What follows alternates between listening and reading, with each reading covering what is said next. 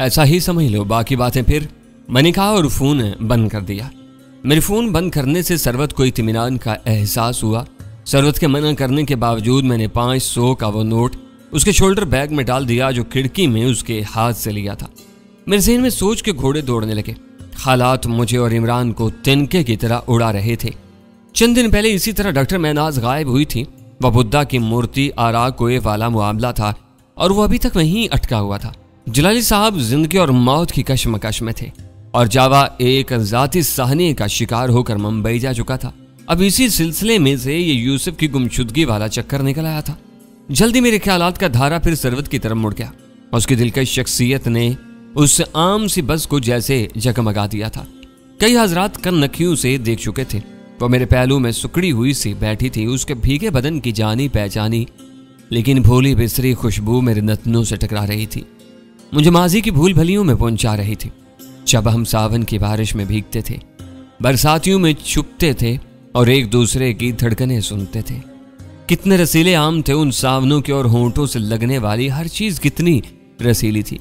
हम सपने बुनते थे, आने वाले सुहाने दिनों के ख्वाब देखते थे, लेकिन अब दरमियान में फासले थे, बेमहर फासले। वो मुझसे यूसुफ ही की बातें करती रही।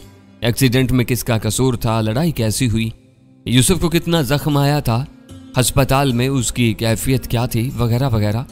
आखिर वो उलझन ज़दा लाजम बोली, हर शख्स में खूबियाँ खामियाँ होती हैं, यूसुफ में भी थी, लेकिन मैंने ही समझती थी कि उनके मामलात किसी से इतने बिगड़े हुए थे कि ज़बरदस्ती साथ ले जाने की नौबत आ गई।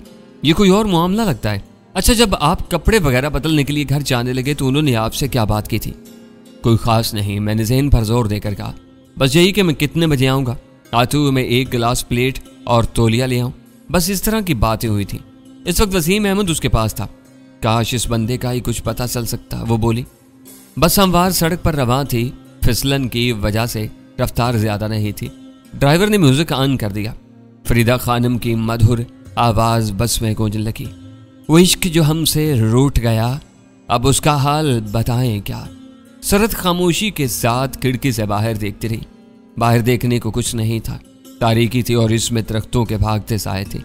वो भी शायद सिर्फ अपने अंदर से ध्यान हटाने के लिए बाहर झांक रही थी। आवाज गूंज रही थी, एक आग गमे तन्हाई की जो सारे बदन में फैल गई। जब जिस्म ही सारा जलता हो तो दामने दिल को बचाएं क्या। सीने में अजीब सा धुआं भर रहा था। बेकली सी थी। हम किसी तफरीही टूर पर नहीं जा रहे थे। ये सफर बड़ी गैर यकीनी सूरत हाल में हो रहा था। कुछ मालूम नहीं था कि वहां फकीर वाली में क्या हालात पेश आने वाले हैं। सरवत को अहमद थानवी साहब की तरफ से बड़ा आसरा था, लेकिन वो नहीं जानती थी कि यूसुफ का वास्ता किन लोगों से पड़ा है। ये बहुत बड़े मगर मच्छों का बैनुल-अक़वामी गिरोह था। फिर अहमद थानवी बेचारे यहाँ क्या कर सकते थे। न ही ये किसी इंस्पेक्टर सब इंस्पेक्टर के बस का रोग था। मैं इमरान से राब्ता करना चाह रहा था, लेकिन मैं ये भी जानता था कि सरवत इसे पसंद नहीं करेगी। वो नहीं चाहती थी कि मैं इस सिलसिले में अपने किसी दोस्त को घसीटूं। सादिका आबाद के करीब गाड़ी कुछ देर के लिए रुकी तो मैं ड्रिंक्स वगैरह लेने के लिए नीचे उतरा। बूंदाबांदी हो रही थी। मैंने चिप्स, बिस्किट्स और जूस वगैरह लिए। इसी दौरान में मैंने एक ओट में होकर इमरान को फ़ोन भी किया और जल्दी जल्दी उसे सारी सूरत हाल से आगाह किया। मैंने इमरान को बताया कि फ़कीर वाली का कस्बा हारूना आबाद से थोड़ा आगे है और इंडियन बॉर्डर के करीब है। इंडियन बॉर्डर वाली बात ने इमरान को भी चौंका दिया। वो बोला, ये तो ख़तरनाक बात है। कहीं ऐसा तो नहीं कि यूसुफ को किसी तरह इंडिया स्मगल किया जा रहा हो। मेरे ज़हन में भी यही बात आती है। तो फिर क्या किया जाए, मैं भी आऊँ? इमरान ने कहा, आना तो चाहिए, लेकिन सरवत को पसंद नहीं कि मैं इस सिलसिले में किसी को कॉल करूं। वो यही समझ रही है कि पीर अहमद थानवी साहब वहाँ मौजूद हैं, उनके पास सर मुरीद भी हैं, वो मसला हल करा देंगे। इमरान ने कहा, या फिर ये है कि तुम पहले वहाँ पहुँचो और सूरत हाल देखो। मैं इस दौरान में इकबाल को फ़कीर वाली रवाना कर देता हूँ, वो तुम्हारे आस पास रहेगा। अगर तुम समझो कि मेरे आने की ज़रूरत है तो मैं भी पहुँच जाऊँगा। हाँ ये ठीक है, मैंने कहा, लेकिन फिर कोई तमाशा न लगा देना। जब भी तुम अकेले परवाज करते हो अपनी चोंच सीधी किसी राइफल की नाल में घुसा देते हो। शिकारी को बस ट्रैगर दबाने की जरूरत पड़ती है। वो इंडस्ट्रियल एरिया में पेश आने वाले वाक़े का इशारा दे रहा था। मैंने कहा, परिंदे वाली मिसाल गलत है, घोड़े और घुड़सवार की मिसाल तो। वो क्या कहते हैं, गिरते हैं शहसवार ही मैदान में।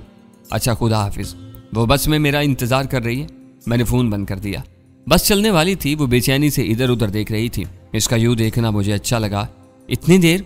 उसने शिकवा कुना अंदाज में कहा। हाँ देर तो वाकई बहुत हो गई है, मैंने उसके बराबर बैठकर कहा। मैंने पतलून के साथ जरा खुले घेरे की शर्ट पहन रखी थी। शर्ट को पतलून के अंदर नहीं डाला था। वजह यह थी कि पतलून के बेल्ट में मैंने कोल्ड पिस्टल उड़सा हुआ था। मैं जब बैठता तो शर्ट के नीचे से पिस्टल का उभार नुमाया होता था। मेरी कोशिश थी कि ये उभार सरवत की नजर में ना आए। मेरा दूसरा हथियार मेरा चाकू था, जो चमड़े के बैंड से मेरी पिंडली से बंधा हुआ था। मैं और सरवत साथ साथ बैठे थे। पीछे जाने वाली एक तनुमंद औरत को रास्ता देने के लिए मैं सरवत की तरफ सिमटा तो कोल्ड पिस्टल का सख्त उभार सरवत के पहलू से मस हुआ। अपने जिस्म पर पिस्टल की चुभन महसूस हुई तो उसने गड़बड़ाकर मेरी तरफ देखा। ये क्या है? उसने पूछा। कुछ नहीं। मैंने शर्ट के नीचे हाथ डालकर पिस्टल को बेल्ट के अंदर घुसेड़ा। वो बच्ची नहीं थी, समझ गई और खिड़की से बाहर देखने लगी। इसी तरह बाहर देखते देखते बोली, ताबिश बहुत बदल गए आप, बहुत ज्यादा। हाँ, वक्त ने बदला है, मैंने गहरी सांस लेते हुए कहा। और तुमने बदला है? मैंने? वो बदस्तूर खिड़की से बाहर देखती रही। हाँ सरबत, वो रात मुझे कभी नहीं भूली जिसने हमें एक दूसरे से दूर किया। वो बाश लड़के, वो तुम्हारी बदनामी, वो थानेदार अशरफ और MPA घोराया जैसे लोगों की कमीनगी और वो तुम्हारे घर की बर्बादी, वो सब मेरे सीने पर अंगारों की तरह दहक रहा है और दहकता रहेगा। मुझे उस बदनसीब वक्त ने बदला है सरबत, जो हमारा सब कुछ अपने साथ बहा कर ले गया। हमें वो ताबिश नहीं। कभी कभी तो मेरे लिए खुद को पहचानना भी मुश्किल हो जाता है। किसी से इंतकाम लेने के लिए अपनी जिंदगी को तबाह कर लेना कोई अच्छा वतीरा नहीं ताबिश। इस जिंदगी के तबाह होने से मुझे कुछ फर्क नहीं पड़ता सरबत है। मैं अब इससे काफी आगे निकल गया हूँ। खैर छोड़ो इन बातों को। हमें अपनी सारी तवज्जो इस काम की तरफ रखनी चाहिए जो हम करने जा रहे हैं। और जो कोई आसान काम नहीं होगा, लेकिन फिर भी मैं चाहती हूँ ताबिश कि हम जो करें कानून के अंदर रह करके। मुझे इस बात से डर लग रहा है कि आपने अपने पास हथियार रखा हुआ है। इसका लाइसेंस वगैरह है आपके पास? लाइसेंस भी है, इसके अलावा सिर्फ अपने बचाव के लिए है सरवत। इसका कोई गलत इस्तेमाल नहीं होगा। अल्लाह करे इसका कोई इस्तेमाल ही ना हो। एक शरीफ शहरी के खिलाफ जुर्म हुआ है। अब मकामी पुलिस की जिम्मेदारी है कि इसको बाजियाब कराए। हमने कानून हाथ में नहीं लिया।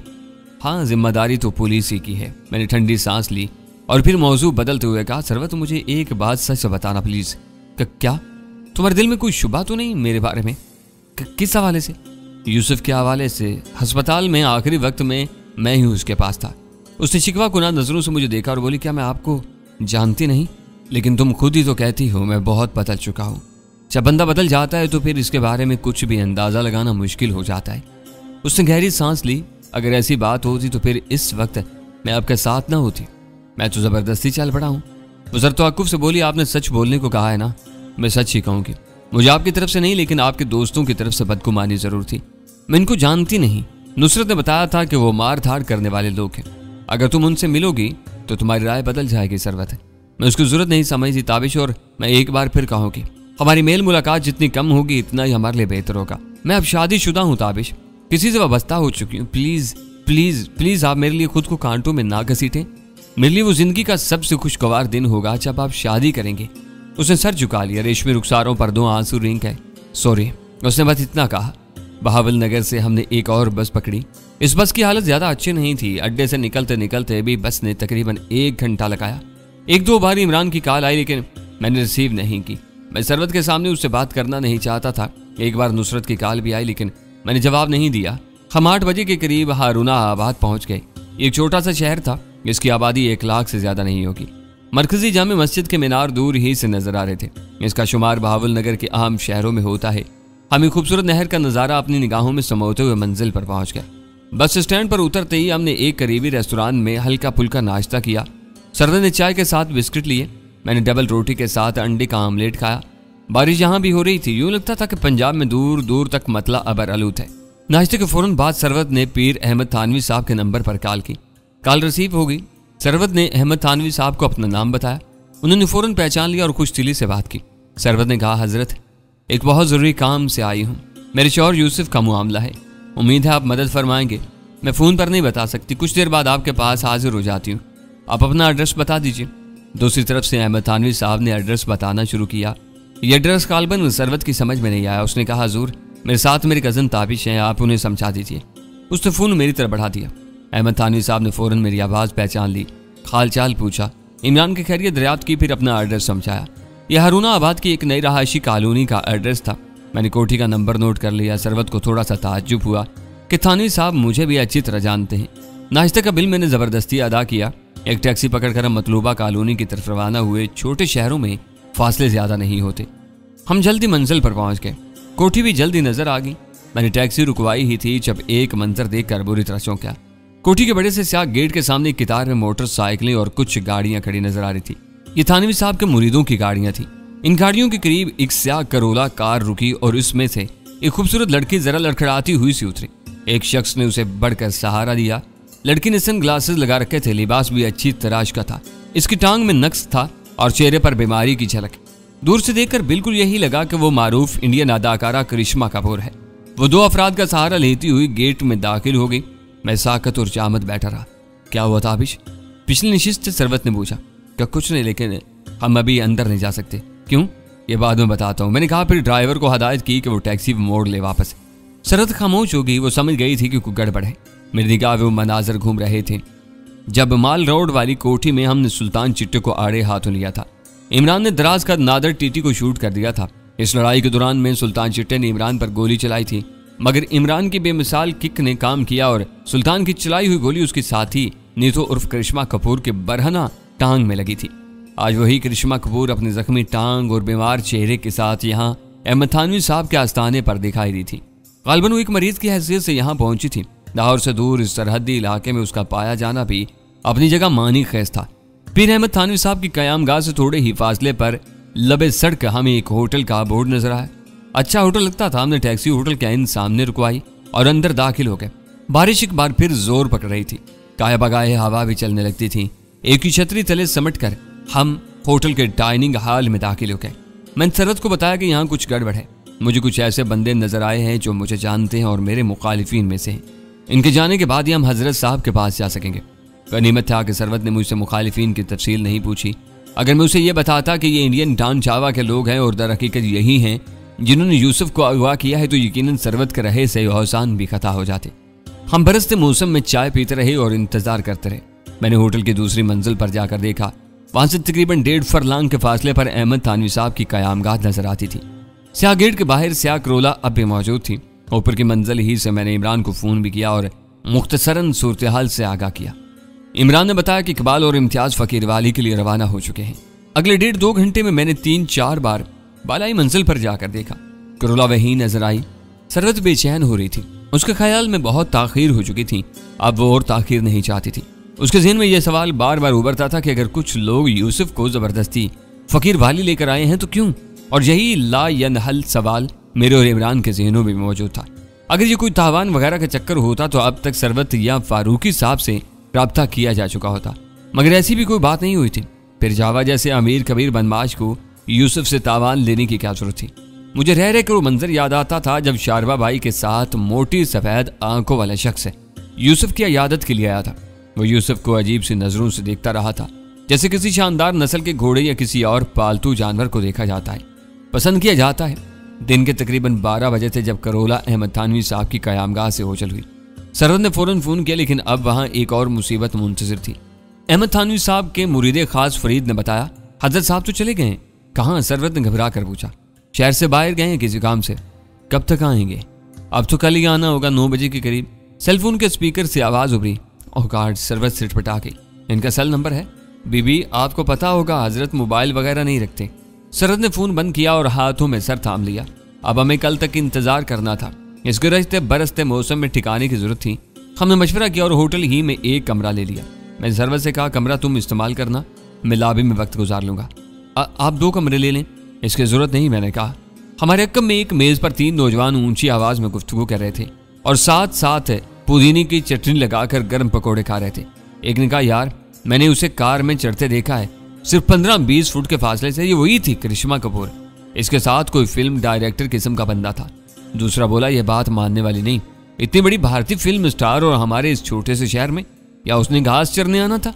तीसरा बोला, यार शक्लों से शक्लें मिलती हैं, हो सकता है वो फिल्म स्टार से मिलती जुलती हो, या फिर वो कहते कहते रुक गया और जरा तवक्कुफ से बोला, वैसे इस तरह भी होता है कि ये लोग किसी जगह चोरी छुपे शूटिंग के लिए आते हैं। मैं इनकी बातें सुनता रहा। फिर हम उठकर दूसरी मंजिल पर आ गए। हमने या लॉबी ही में खाना खाया और चाय पी। दीवार गिर खिड़कियों से बाहर रिमझिम जारी थी। इस दौरान में नुसरत का भी फोन आ गया। सूरत हाल जो भी थी, नुसरत इस बात पर अंदर से बहुत खुश थी कि मैं और सरवत साथ हैं और अगले 1-2 दिन साथ ही रहेंगे। होटल की लॉबी में टीवी मौजूद था। मैं टीवी देखने लगा। सरवत आराम करने के लिए कमरे में चली गई। मैंने उसे ताकीद की कि वो दरवाजा अंदर से बंद रखे। वहीं सोफे पर लेटे लेटे मुझे नींद आ गई। दोबारा आंख खुली तो गहरा अंधेरा छा चुका था। खिड़कियों से बाहर बिजली चमक रही थी और बारिश भी जारी थी।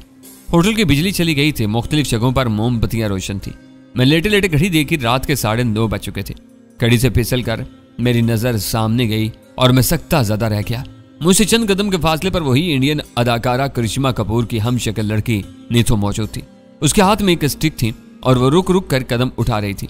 उसके साथ एक तनुमन शख्स था। उस शख्स को आज दोपहर भी मैंने देखा था। नीतू ने अपना निस्फ से जायद चेहरा नकाब में छुपाया हुआ था। वो दोनों टेरेस की तरफ चले गए। शायद वहां खड़े होकर बारिश का नजारा करना चाहते थे। शुक्र का मकाम था कि उनमें से किसी की नजर मुझ पर नहीं पड़ी थी। ये बात यहाँ थी कि ये लोग भी शब बसरी के लिए इसी होटल में आ गए हैं। अब इसके सिवा और कोई चारा नहीं था कि मैं लॉबी छोड़ दूं और कमरे में चला जाऊं। लेकिन वहां सरवत थी और मैं हरगिज नहीं चाहता था कि कमरे में उसका हिस्सादार बनूं। अभी मैं इसी शशोपंज में था कि मुझे सरवत अपनी तरफ आती दिखाई थी। वो जरा परेशान थी। मुड़ कर बैठ गया। क्या बात है, मैंने पूछा। वो डरे हुए अंदाज में बोली, मेरे साथ कमरे में आए, वहां कुछ है। क्या है? आए ना। उसने तेज सरगोशी की। मैं खुद भी लॉबी में मजीद रुकना नहीं चाहता था। उसके साथ चलता वो कमरे में आ गया। यहाँ भी शम्मा रोशन थी। मैंने दरवाजा भीड़ दिया। मुझे आवाज आ रही है, खुरच खुरच की।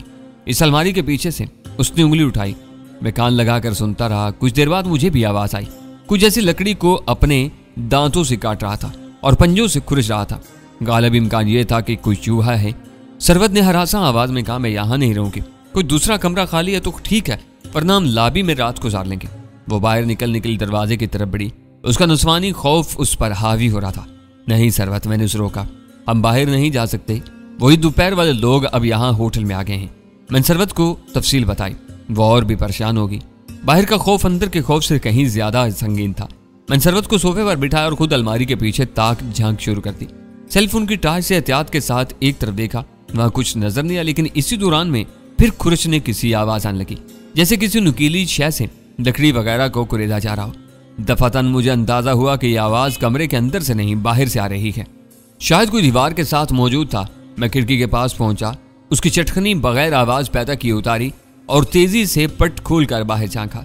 कोई हरकत सी महसूस हुई, जैसे कोई शय परछाई तेजी से दाएं तरफ उछल हो गई हो। कुछ नजर नहीं आया? सरवत ने पूछा। नहीं, कुछ भी नहीं। मुझे तो लगता है कि कोई बिल्ली वगैरह होगी। मैंने उसे तसल्ली दी। कुछ देर हम मोमबत्ती की रोशनी में बैठे रहे। सरवत बोली, मैं इधर बेड पर नहीं लेटूंगी। आपने लेटना है तो लेट जाएं, मैं यहाँ सोफे पर ठीक हूँ। लेकिन खाना? मुझे तो बिल्कुल भूख नहीं। आपने खाना है तो यहीं मंगवा लें। नहीं, भूख तो मुझे भी नहीं, मैंने कहा और बिस्तर पर दराज हो गया। वो सोफे पर लेट गई। आवाज दोबारा नहीं आई, लेकिन मुझे यकीन था कि सरवत के कान उसी तरफ लगे हुए हैं। बारिश की मध्यम आवाज सुनाई दे रही थी। सरवत को कुछ मालूम नहीं था कि इस होटल में हमारे साथ कौन लोग मौजूद हैं। ये सफाक मुजरिम और खतरनाक कातिल थे। यूसुफ की गुमशुदगी से भी इनका ताल्लुक जुड़ता था। रात आहिस्ता आहिस्ता आगे को सरक रही थी। मैंने आंखें बंद कर ली। इस बंद कमरे में अपनी और सरवत की मौजूदगी को बड़ी शिद्दत से महसूस करने लगा। दिल चाहा कि उससे कोई बात करूं, उससे कहूं, सरवत तुम इतने अरसे से शादीशुदा होकर भी शादीशुदा नहीं हो। तुम्हारे शौहर ने सारे इख्तियारात रखने के बावजूद अभी तक तुम्हें छुआ तक नहीं। क्या ये कुदरत की तरफ से कोई इशारा है, कोई करिश्माती रायत है? मैं कहना चाहता था लेकिन कह नहीं सका। बस आंखें बंद किए सोचता रहा। दफतन मुझे लगा कि सरवत सोफे से उठी है। वो तेजी से आई और मेरे बाजू के साथ चिमट से गई। ताबिश, वहां कोई है। मैंने खिड़की में साया देखा है। वो अंदर झांक रहा था। वो दहशत ज़दा आवाज में बोली, मैंने साफ देखा है ताबिश। मैंने फूंक मार कर शम्मा बुझा दी और पतलून की बेल्ट से भरा हुआ कोल्ड पिस्टल निकाल लिया। मैं और सरवत वहां पर साकत और चामत बैठे रहे और खिड़की की तरफ देखते रहे। न जाने क्यों मुझे भी महसूस हो रहा था कि कोई आस पास है, लेकिन खिड़की में मुझे कुछ दिखाई नहीं दिया। सरवत इसी तरह मेरे साथ चिपकी बैठी थी। उसने मजबूती से मेरा बाजू पकड़ रखा था। इसके घने नरम बालों की महक मेरे हवास में सरायत कर रही थी। 5-10 मिनट इसी तरह गुजर गए। खिड़की के आसपास कोई हरकत नजर नहीं आई। धीरे धीरे मेरे बाजू पर सरवत की गिरफ्त ढीली पड़ गई। ताम वो इसी तरह मेरे साथ लगी बैठी रही।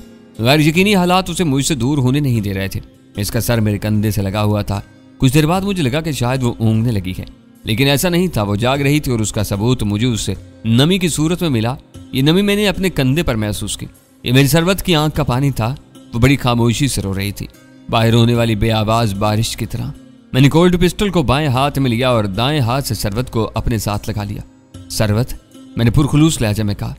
वो सिसकने लगी। मुझे लगा कि 4-5 बरस की जुदाई के बाद वो आज पहली बार मुझसे मिली है। अपना दुख मुझे बता रही है।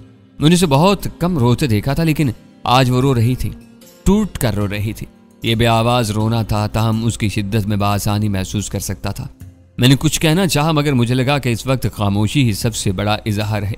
उसने भी तो खामोशी ही को जुबान बनाया हुआ था, और ये खामोशी वाकई फसी और बलीग जुबान बन गई थी। एक एक जख्म दिखा रही थी, एक एक दुख बयान कर रही थी। कब बिछड़े, क्या क्या गुजरी, कैसे उम्मीदों और आंसू ने दामन पकड़ रखा, फिर कब जहर के घूंट भरने पड़े, कब हाथों पर मेहंदी रची, कब शहनाई बजी, और क्यों कर सुबह शाम राह देखने वाली आंखों को हमेशा के लिए पाबंद करना पड़ा। इसके खामोश आंसू एक एक बात बयान कर रहे थे और मैं सुन रहा था। वो जैसे कह रही थी, आप पर तो मुझे बड़ा मान था ताबिश। मैं समझती थी आप मुझे छोड़ नहीं सकते। दिल में यह आस पलती थी कि आप मुझे कहीं छुपने नहीं देंगे, आप मुझे ढूंढ लेंगे। शायद छुपी इसलिए थी कि आप मुझे तलाश कर लें, हर रुकावट अबूर करके मुझ तक पहुंच जाएं। बड़ा भरोसा था आपकी मोहब्बत पर। लोग एक दूसरे से मिलने के लिए दिन गिनते हैं, हमने तो पल गिने थे, लम्हे शुमार किए थे ताबिश। एक दूसरे के बगैर जीने का कोई तस्वुर ही नहीं था हमारे यहाँ। फिर क्यों हो गया ऐसा? इतनी आसानी से आप दस्तबरदार हो गए मुझसे, मुझे गैरों को सौंप दिया। वो सिसकती रही और खामोशी की जुबान बोलती रही।